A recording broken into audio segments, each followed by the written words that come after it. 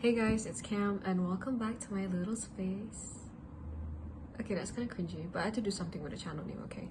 Anyways, today I'll be giving 5 general advice on how to score straight A's for SPM while being quote-unquote active in your extracurricular activities, because I think I'm qualified enough to talk about this and I'm not qualified enough to talk how to get straight A's for SPM because I'm just like, I'm not the person, y'all. But anyways, okay, so before I let you on with the advices, let's just go through like a little bit of timeline on what I did as a student. So I got my iPad with me. So my Form 4 year 2022, firstly I was awarded the Kennedy Lugar Youth and Exchange Scholarship. That's why I have American exchange student videos on my channel. And I spent half of my Form 4 year in America, and in America I was also part of their Congressional Debate Club. And then when I came back to Malaysia, I participated in the Prime Minister's Cup Challenge, also known as the Piala Perdana Menteri competition. And then I also participated in Nilam Daerah 2022. And after that, I ranked first place platinum for the Fully Residential Schools International Symposium, FRISIS 2022. And on top of that, I was also Form 4 representative for my debate club and pure mentor for history as well as accounting. Then moving on to my Form 5 year, I was elected as president for my debate club, and then I was invited to visit the parliament by Datuk Seri Zuraina Musa because me and my team won first runner-up for the International Zatva Debate Challenge 2023, and I was also given honorable mention as best speaker for the final round. And then I was one of the committee members for Project Idea Adaha with KLES, which was a community service project that was organized by me as well as my other YES batch. And I was invited as a guest debater for HRD Corp's National Training Week 2023. I also participated in Piala Perdana Menteri 2023. I was subject leader for the science subject, and I was appointed socio-cultural analyst for ASEAN Youth Organization Malaysia for the 2024 term. So I hope with all these achievements listed, there's a sense of actuality in my advice, so you wouldn't be receiving unsolicited advice from someone that doesn't really know what they're talking about, but I do know what I'm talking about. Tip number 1 is very cliche, but is to be motivated. The reason why you need to be very motivated, because that's the only thing that keeps you going. And I would suggest you to find a motivation source that is sustainable, because most people think that getting straight A's is already a big motivation, you know, you just want to get straight A's. However, for me, what I did was that my big goal was to get a scholarship. But we don't talk about that now though. Anyways, but yeah, so to get a scholarship, you need to get straight A's without any A minuses, and you have to be good in your extracurricular activities. So that's why, like, even if I really do highlight the key achievements of my extracurricular activities, at the end of the day, my SPM results will also determine whether or not I'm qualified enough to apply for the scholarship. So that's why you really need to envision a goal that has something to do with SPM, and then that just makes it more important to you. That makes SPM just seems more important to you. And when you have this motivation, write it everywhere, like visualize it, paste it on your lockers. Like, I went to a boarding school, so I pasted it on my locker, I pasted it on my desk, I wrote it everywhere. And one of the interesting cultures that I see in my school is that whenever we get like a handout, when we write our names on it, we would write like oh, Carmilea, and then 9A+ beside my name, beside your name. So when you do that, every single time you do a new handout, it's like you telling yourself you're gonna get A+ because you're doing this. So that keeps you motivated.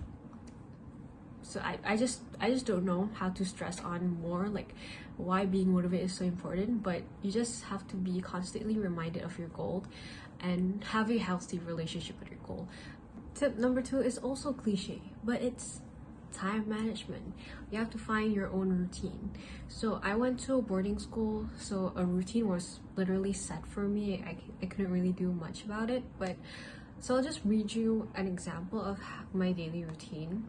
So 5:30, 6:45 a.m. is wake up and get ready for school. 6:45 a.m. to 7:30 a.m. is breakfast and morning announcement. 7:30 a.m. until 10:15 a.m. is the first block of morning class. 10:15 until 10:45 is recess. 10:45 until 1:45 p.m. is the second block of classes. And then 1:45 until 2:45 is lunch break. 2:45 until 3:45 is just one session of class. And then 3:45 until 4:30 is evening preparation class. So preparation class is essentially just a time that we can do whatever we want. Like usually you just given the time to do homeworks. 4:30 until 5:30 is for me to freshen up and get ready for debate training. And then 5:30 until 7 p.m. is debate training. 7 until 7:30 is dinner. 7:30 until 9 p.m. is religious activities. 9 until 10:30 p.m. is night preparation classes, so we can do our homeworks and all that. However, if it was during like a competition, like debate competition season, we would switch it up to debate rather than doing prep, because priorities. 10:30 until 11:30 is downtime, is where we just get ourselves ready for bed. But I don't think people actually go to bed during that time, because lights off is at 11:30. But I would still continue my routine, which is 11:30 until 12 a.m. is either I do self-revision or I do more debate training if it was during competition season.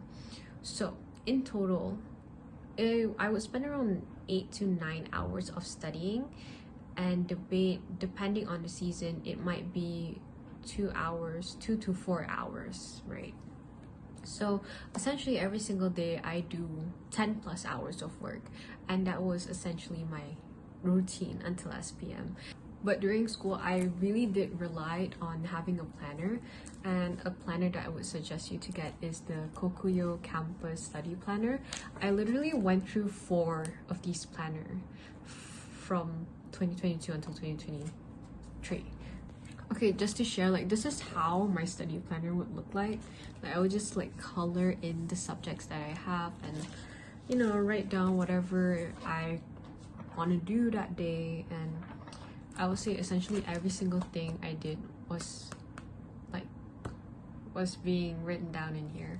And I think it's like really good, because at the end of the week you can see like, what did you do today, what did you do that day, and then what are the things that you missed out on, what are the things that you have to catch up this weekend when you actually have free time. So I would highly suggest you to get that planner, or like use Notion or Google Calendar or whatever. The third tip would be proactive. When I tell you to be proactive, it means that you have to seek opportunities, you have to find and create your own opportunities rather than waiting for it to be spoon-fed to you. This goes to both ways, for extracurricular activities as well as just studying. But I would just stress on studying, because when you know you're going to be out a lot, you're not going to be in school a lot, you're going to expect that you're going to miss a lot of classes, and then you have to catch up by yourself, right?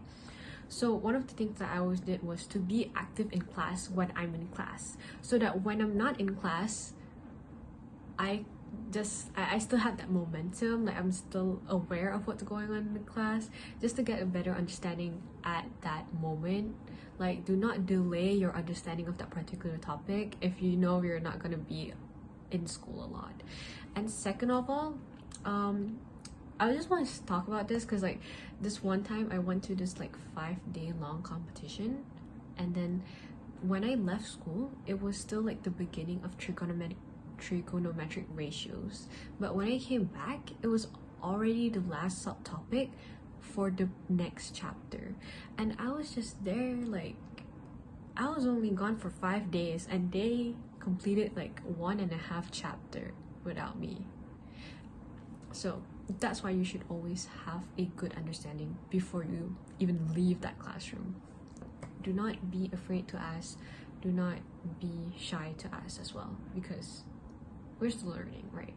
Tip number 4 is to be flexible and adaptable to any situations, because when you're participating like in multiple competitions or having multiple responsibilities, you have to always expect the unexpected, because you never know when that competition is just going to like make the due date earlier. You don't know. Sometimes you just have to have an emergency meetings with your teachers or even your team members, because some competition requires you to do this and to do that. So you always have to be on your toes, on your tippy toes, and be ready for anything. Because for me, like even this one time I had to abandon like a class to go and answer a phone because like my teacher was asking me to do this and this, and like you just have to go with it. You have to just go with the flow and try to prioritize and keep calm. Actually, I feel like this tip is to just have mental resilience, is to build up mental resilience, because at this point you're juggling a lot of stuff. You're juggling like the school's image, expectations from teacher, expectations from your family, your friends, your cats, your whatever, but there's gonna be a lot of pressure on you. So what I would advise is to have this skill of being flexible and adaptable to any scenario given, so that you won't just break down and like panic, don't know what to do and all that. Okay, last tip is also very generic and very cliche, but it's to get rest and prioritize your mental health.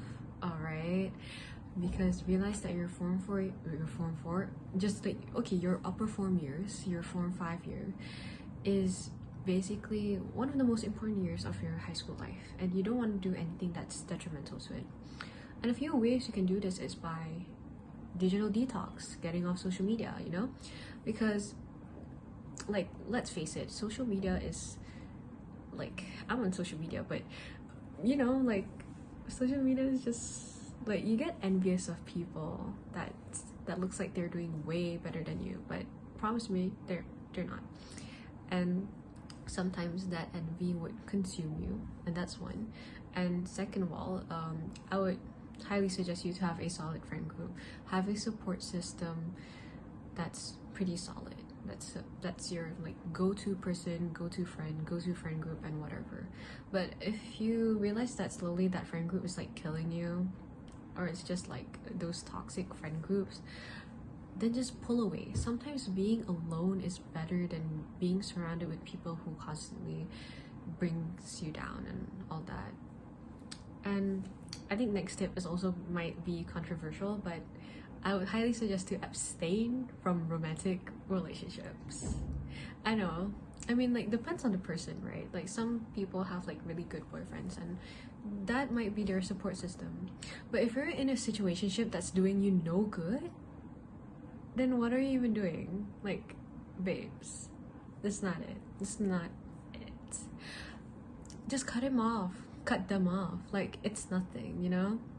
If it's meant to be, it's meant to be. So don't be afraid to cut them off, because I would say that's like my best decision during 2023, is to cut them off and like just run. Because like during that time, like, your energy needs to be preserved for you to strive in your studies. That's why you cut them off, right? So you have to remember that your form 5 year is definitely a year that your energy and the peace around you needs to be maintained. Like, I've seen people going through boy drama, friend group drama, any type of drama that exists in this world during SPM, and it's best that you abstain from any toxic relationships so you can fully focus on your future. I think with all that being said, I hope that everyone who's watching this video will get straight A's for SPM and will strive in their life, because the fact that you're watching this video is already like, you're already like doing something with your life. So good luck and see you in the next video or whatever.